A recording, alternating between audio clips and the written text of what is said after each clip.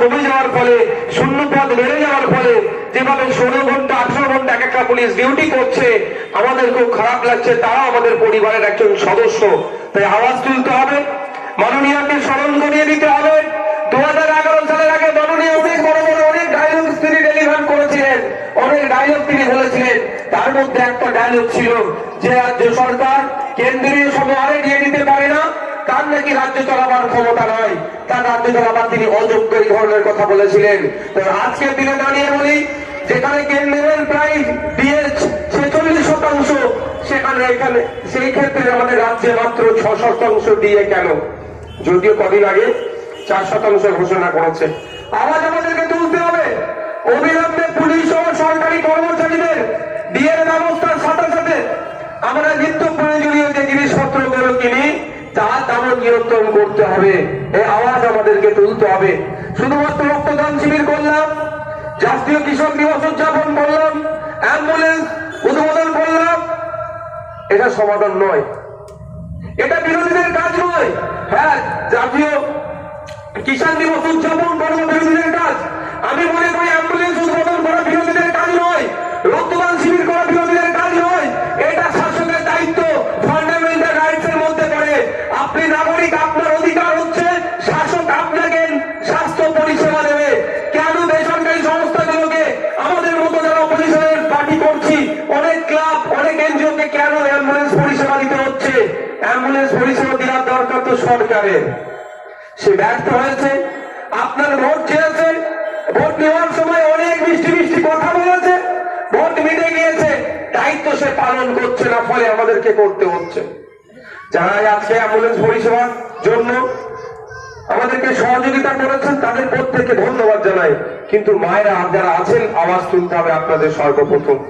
বাপেরা ভাইরা তো তুলবে, মা বোনেদেরকে আওয়াজ তুলতে হবে।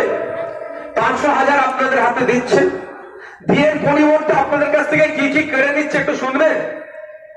মায়ের তো আওয়াজ দেন, শুনবেন?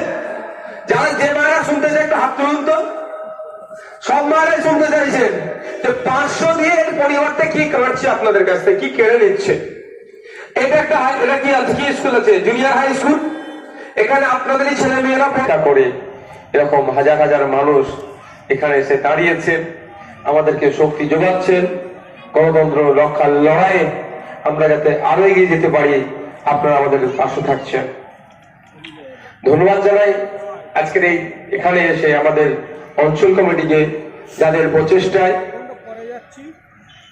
জাতীয় কৃষক দিবস উদযাপনের সাথে সাথে রক্তের যখন হাহাকার দেখা দিচ্ছে, ব্লাড ব্যাংক গুলোতে রক্ত যেভাবে প্রয়োজন আছে সেখানে সম্পূর্ণ হচ্ছে না, এক প্রকার ব্লাড ব্যাংক গুলো রক্ত শূন্য, সেই সময় এগিয়ে এসে রক্ত দিয়েছে প্রায় 350-র আশেপাশে মানুষজন। প্রত্যেক রক্ত যোদ্ধা, রক্তদাতা সহ যারা ব্লাড ব্যাংকের পক্ষ থেকে এসেছিলেন প্রত্যেককে ধন্যবাদ জানাই। ধন্যবাদ জানাবো আজকে মিডিয়ার বন্ধু যারা উপস্থিত হয়েছেন, তাদের প্রচেষ্টায় আমাদের এই যে জাতীয় কৃষক দিবস উদযাপন করছি, সাথে সাথে রক্তদান শিবির ও অ্যাম্বুলেন্স পরিষেবার জন্য আমরা নতুন একটা অ্যাম্বুলেন্সের উদ্বোধন করছি। এই খবরটা শুধুমাত্র এই এলাকা সীমাবদ্ধ নয়, যাদের প্রচেষ্টায় এলাকা ছাপিয়ে গিয়ে রাজ্য স্তরে পৌঁছাবে, সেই প্ল্যাটফর্ম থেকে যারা কাজ করছেন তাদেরকে ধন্যবাদ জানাই। ধন্যবাদ জানাই প্রশাসনের বন্ধুদেরকে। সত্যি ভাবতে অবাক লাগে, আর অবশ্যই কিছু প্রশাসন বন্ধুর জন্য সমগ্র প্রশাসনে আজকে বদনাম হয়ে যাচ্ছে। তারপর আমি প্রত্যেককে অনুরোধ করব, পুলিশ আমাদের বন্ধু, তারা আমাদের শত্রু নয়।